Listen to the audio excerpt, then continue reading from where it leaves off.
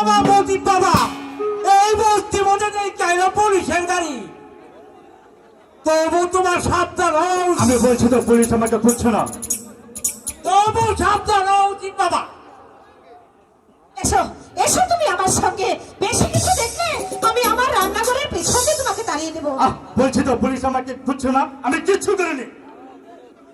আরে বলছে যখন তুমি যাও, আজ তো কিছু করনি, কিন্তু পুলিশের নম্বরে তোমার নাম রয়েছে। অত নামকে না পেয়ে ওই শামকে তুলে নিয়ে যাবে। বলছি তো পুলিশ আমাকে খুঁজছে না, আমি কিচ্ছু করিনি। সবসময় এত জিদ ভালো লাগে না দেবুদা। কোনদিন যেন এসে শুনবি আমি গলায় দড়ি দিয়েছি। এত লোক পড়ে পুরো চোখ কেন আমাকে চোখে দেখে না? একদিকে অভাবের জ্বালা, আর একদিকে আমার ঘাট হয়েছে, তোর কথা আমি মেনে নিচ্ছি।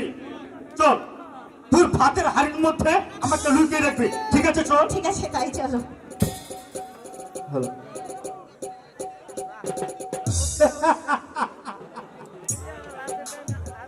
ছেলেটা দেখতে সুন্দর নেই, আরে পকেট মার না হলে মেয়েটাকে একেবারে বিনে বসে পার করা দিত।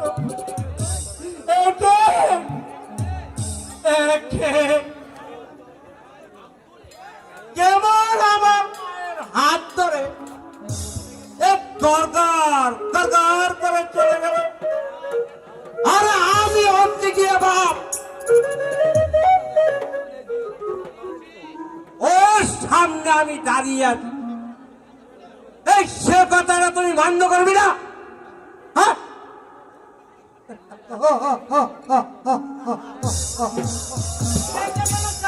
কেটে গেল।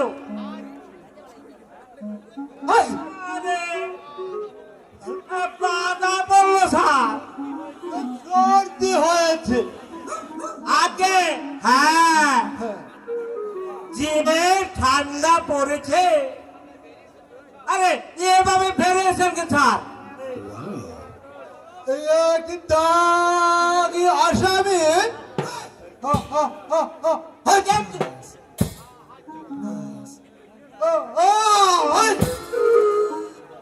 এই বস্তির মধ্যে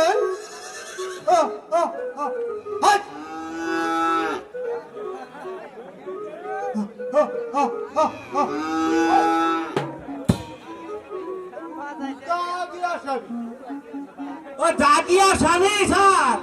ইয়েস,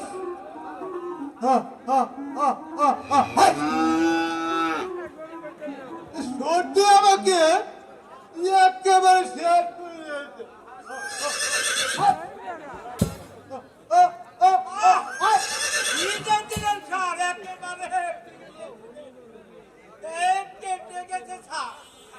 খুব সামনে নিয়েছি।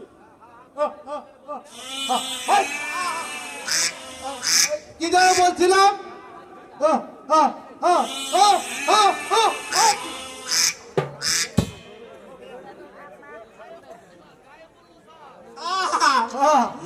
একেবারে গায়েটা ভিজে দিলেন স্যার। বলেছে বুঝি ওটা কোনো ব্যাপারই নয়, এটা কোনো ব্যাপার নয়। ওটা জল পড়েছে, জল পড়েছে।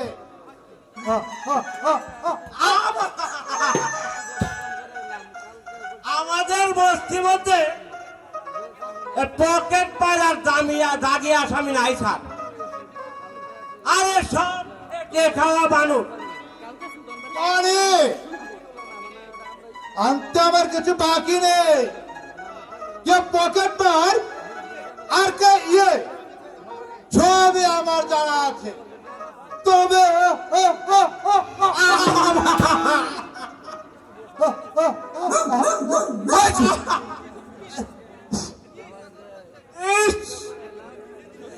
একেবারে আমার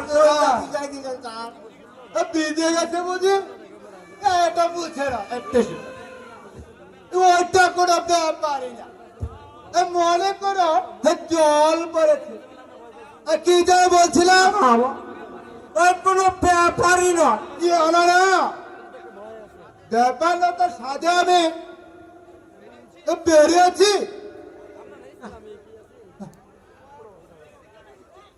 আমি কি তোমার রূপ দেখতে এসেছি নাকি? না স্যার। হ্যাঁ শোনো, জি স্যার। নটব দত্ত নামে একটা দাগি আসামি কয়েকদিন হলো জেল থেকে পালিয়েছে। তুমুল বাবু। হ্যাঁ, বাবু নয়, বাবু নয়, তা দাগি আসামি বাস্তবে করে চিন্তাই করে তারা ধরা পড়েছে। হ্যাঁ, হ্যাঁ, হ্যাঁ, হ্যাঁ, হ্যাঁ, হ্যাঁ, হ্যাঁ, হ্যাঁ।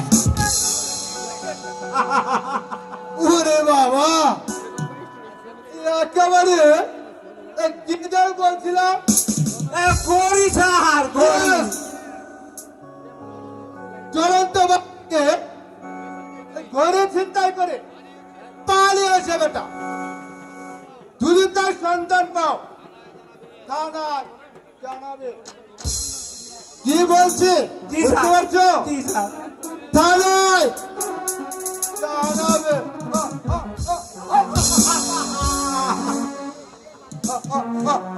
আচ্ছা।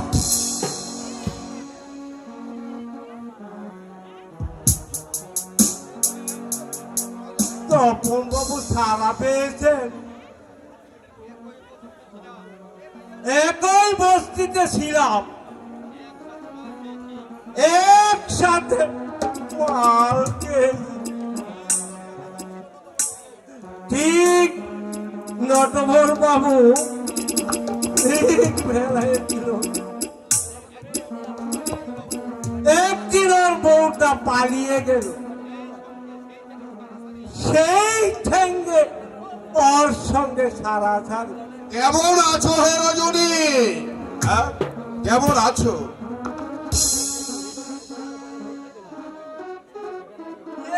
নটবর বাবু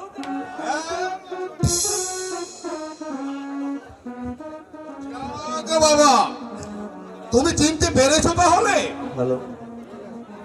আজকাল তো বন্ধু বান্ধবরা আমাকে দেখলে ছাতা আড়াল দিয়ে চলে যায়, আমাকে আমাকে জিজ্ঞাসা পর্যন্ত করলে না।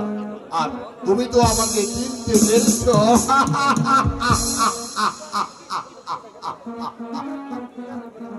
কি বিচিত্র এ দুনিয়া রজনী।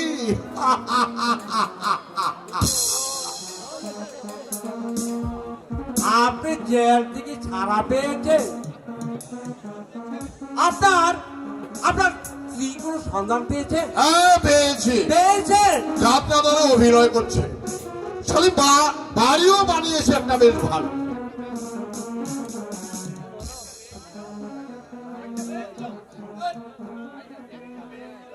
একটা মেয়ে যে ছিল, কোথায় দিয়ে দিয়েছেন? ছেলেও ছিল একটা, ছিল।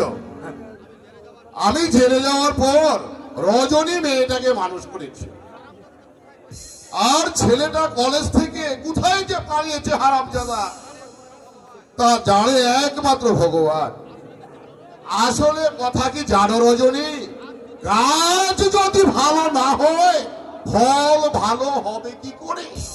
ওর মা। আমি বলিনি পুলিশ আমাকে করছে না।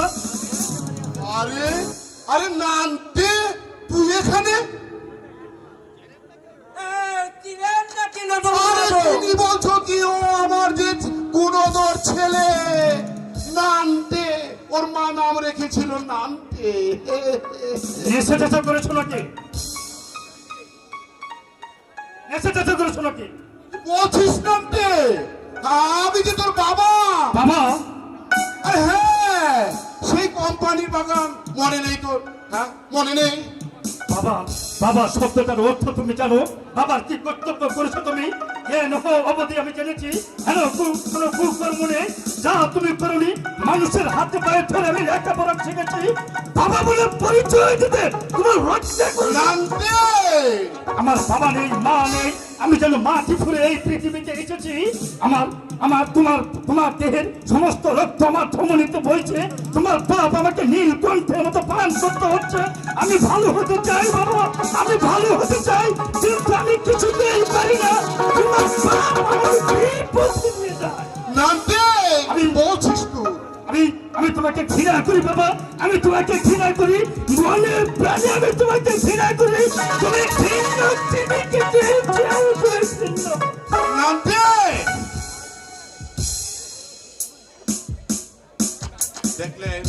দেখলে রজনী, গুণধর পুত্রের বচন শুনলে এ সমাজের উন্নতি হবে কি করে? একেই বলে ঘুর কলি, ঘুর কলি। আমি আমি আমি আমি তোকে দুনিয়ার আলো বাতাস দেখালাম, আর বেটা কিনা আমাকে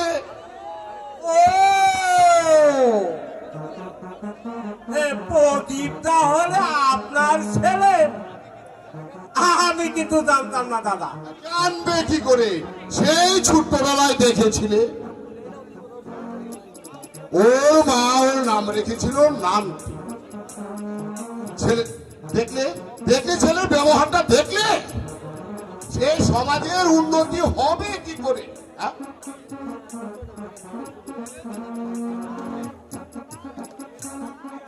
ছেলে যদি বাপকে না মানে সমাজের উন্নতি হবে কি করে? সে সমাজ উচ্ছন্নে যাবে। হ্যাঁ দাদা, মাঝে মাঝে আসবেন তাহলে। আসবো বয়কে রজনী, তুমি হচ্ছ আমার একমাত্র পুরনো বন্ধু, আর তো কেউ আমাকে জিজ্ঞাসাও করে না। কথা কি জানো রজনী, হাতি যদি কাদায় পড়ে ব্যাঙেও লাঠি মারে, এটা আমি হারে হারে বুঝতে পেরেছি। বুঝলে রজনী? এটা আমি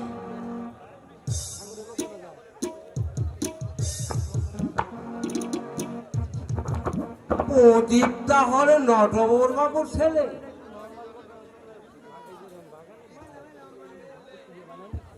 আগে জানলে ওই রঞ্জনের সাথে মিশতে দিতাম না। যার মায়ের চরিত্র খারাপ, তার ছেলে কত ভালো। নটবর বাবুর যে মেয়ের ছেলে ত্যাগ করে চলে যায়। প্রদীপটা চলে গেছে বাবা। হ্যাঁ, শোন রঞ্জনা, তুই ওর সঙ্গে মেলামেশা করবি না। কেন ওর মায়ের চরিত্র খারাপ বাবা? হ্যাঁ, আগে আমি জানতে পারিনি ওর বাবা হচ্ছে গিয়ে নটবর দত্ত। ওর বউয়ের চরিত্র খারাপ ছিল, কিন্তু আমি গরিব হতে পারি, কিন্তু আমার বংশ মর্যাদা আছে। একটা কুপুত্র ছেলের সঙ্গে এই মেয়ে বিয়ে দেওয়ার থেকে মেয়েকে আমি বিষ খেয়ে মারবো। ওরকম বিয়েতে আমি মত দিব না। কথাটা মনে থাকে যেন, বুঝলি? তার মায়ের চরিত্র খারাপ। যখন হাসপাতালে পড়েছিলে রক্ত না দিয়ে তুমি যে বাঁচতে না, তখন ওই কুলোটার ছেলেই তোমাকে রক্ত দিয়ে বাঁচিয়েছে বাবা।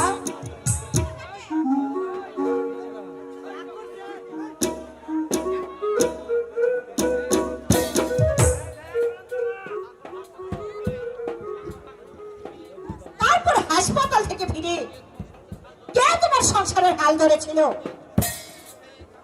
কে তোমাকে ডিম দুধ খেয়ে চাঙ্গা করে তুলেছিল? সে ওই কুলোটার ছেলে। ওই তখন তো তোমার বিবেকে বাঁধেনি। করিনি? নাতি মেরে মুখ ভেঙে দিব হারামজাদা। তোমরা সেই জাতের মানুষ যাদের বিবেক মনুষ্যত্ব বলতে কিছুই নেই। রঞ্জনা যদি সৎ বংশের ছেলে হও তাহলে যাও না, রক্ত যে দিয়েছিল সেই রক্তখানা তাকে তুমি ফিরিয়ে দিয়েছো বাবা, ফিরিয়ে দিয়েছো। বেশি কথা বললে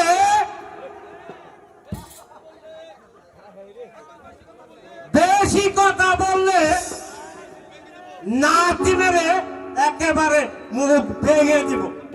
টাকা দিবে, তা দেবে না? আমি যে উচিত কথা বলেছি। এতদিন টাকা দিচ্ছিল প্রদীপ, তাই প্রদীপ ছিল তোমার কাছে ভালো। আজ কাল হাতে গুটিয়ে গেছে, এখন সে হয়েছে কুলোটার ছেলে। বাংলায় একটি প্রবাদ আছে জানো বাবা, নিতে চায় যে ধায় না, তার হাওয়া কোনোদিন গুছায় না।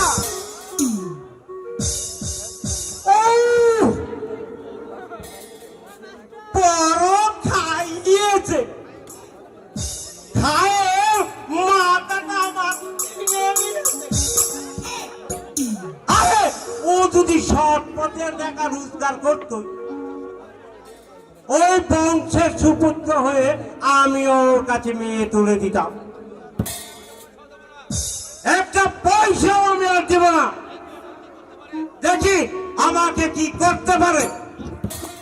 মস্তান হয়েছে, মস্তান। কত মস্তান আমি দেখেছি। আসলে কি জানেন, ওই শস্যের মধ্যেই ভূত। আর ওজা কি করবে? আরে আমার এই মেয়েটাই তো ভালো না, আমার এই সব মেয়েটাই তো ভালো না।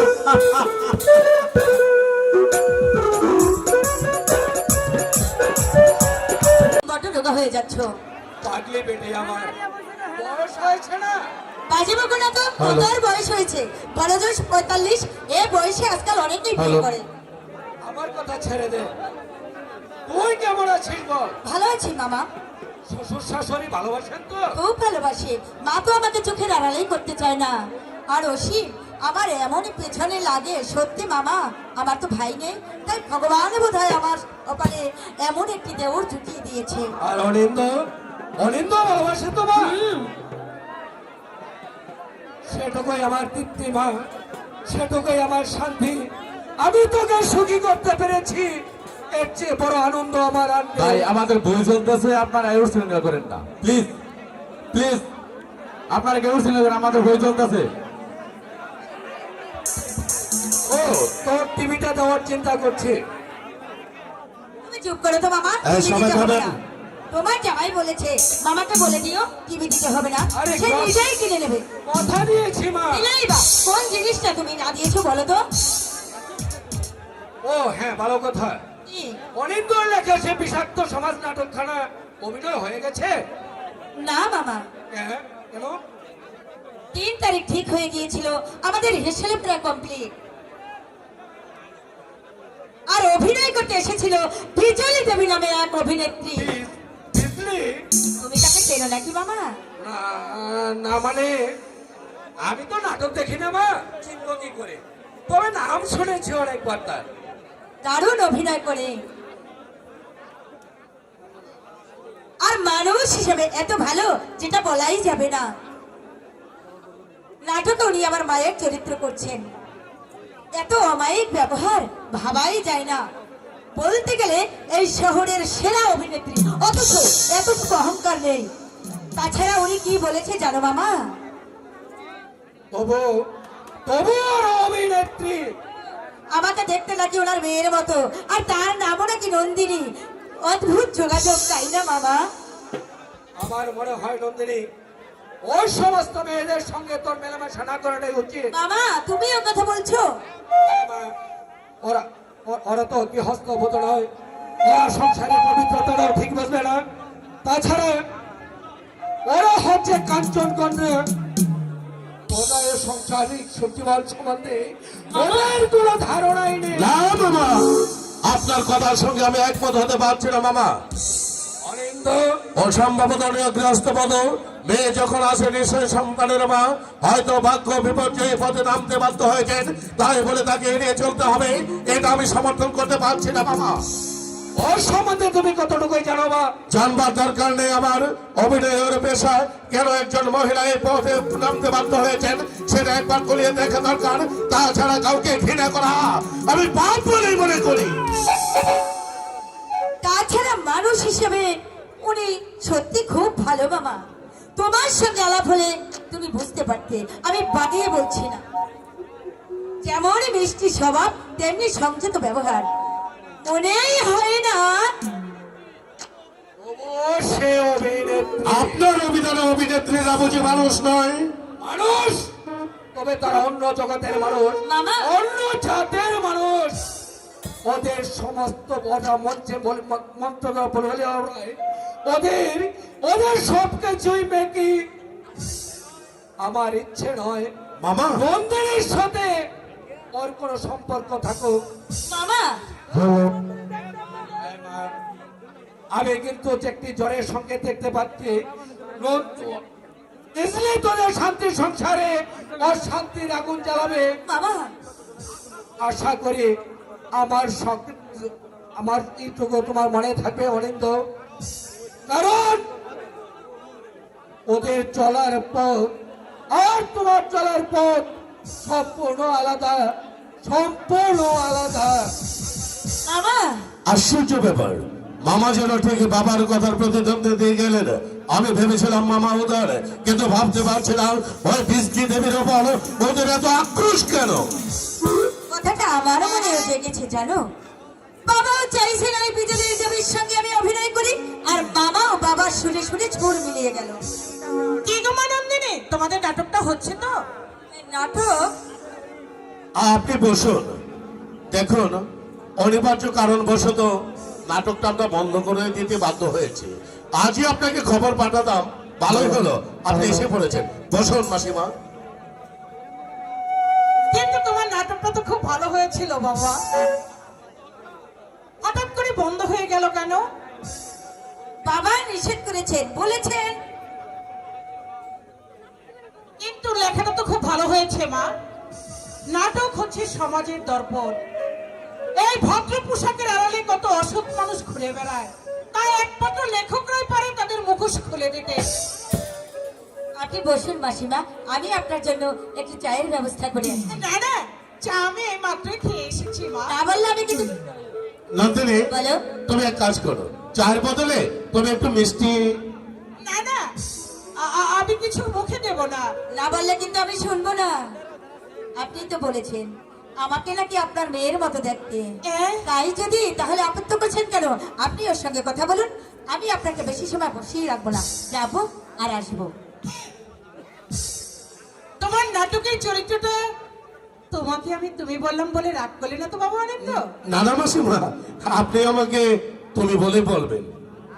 তোমার নাটকের চরিত্রটা সম্পূর্ণ বাস্তব, খুব ভালো লেগেছিল আমার।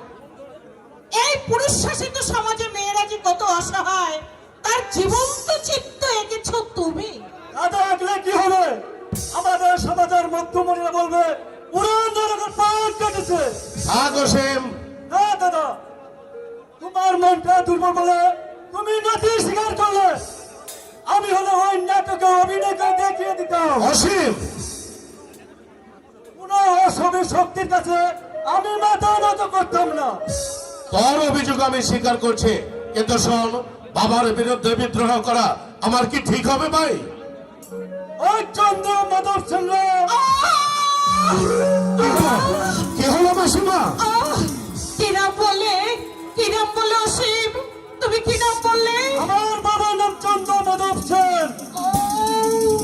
এক সময় জমিদার ছিলেন, প্রজাদেরকে তিনি মনে করতেন খাস দরকার রাজা। কি হলো মাসিমা? আপনি আপনি কি অসুস্থ বোধ করছেন? হ্যাঁ বাবা, আমার মাথাটা যেন কেমন ঘুরছে, আমার পাটা টলছে, দাঁড়াতে পারছি না। আমি যাই বাবা, আমি যাই। মাসিমা, যাবেন না মাসিমা। আপনি চলে যাচ্ছেন? একটু বিশ্রাম করে নেন।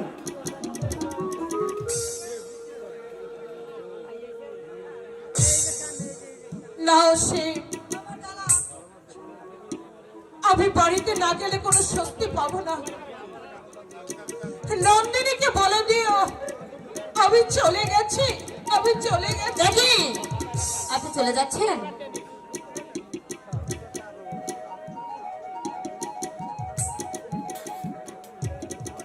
হ্যালো,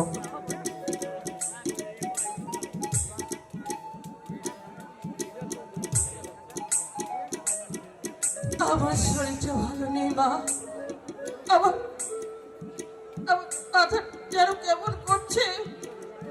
আমি আমি ওসব কিছু মুখে দিতে পারবো না। আমি আমি তোমাকে আশীর্বাদ করে যাচ্ছি মা, আমার সঙ্গে আমার।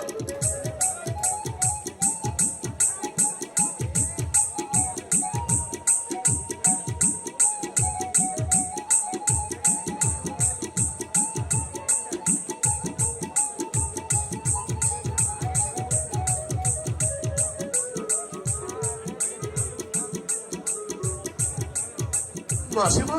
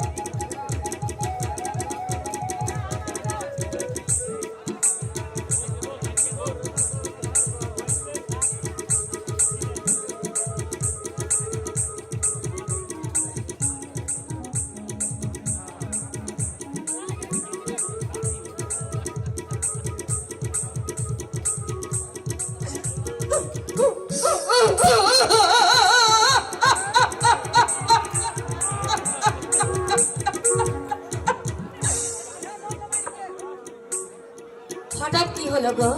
এই তো সুস্থ স্বাভাবিক। ব্যাপারটা আমিও বুঝতে পারছি না জানো। নাটক নিয়ে আমরা আলোচনা করছিলাম, হঠাৎ কথার মধ্যে উনি কান্নায় ভেঙে পড়লেন।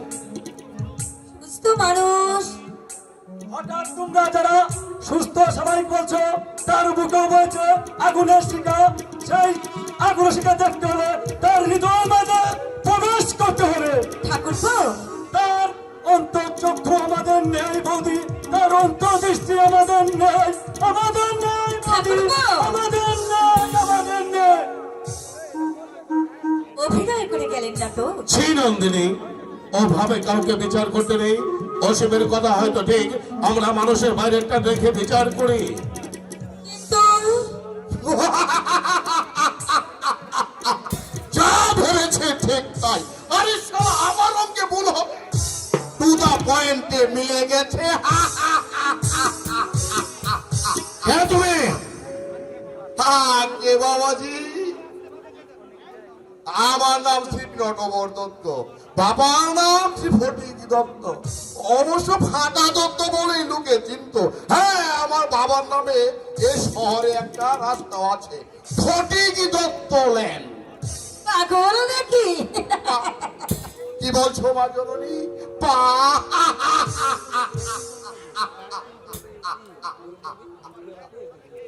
আমার আমার বেশভূষা দেখে তাই মনে হচ্ছে, কিন্তু একদিন ছিল বাড়ি গাড়ি ব্যাংক ব্যালেন্স পুরো কিছুর অভাব ছিল না।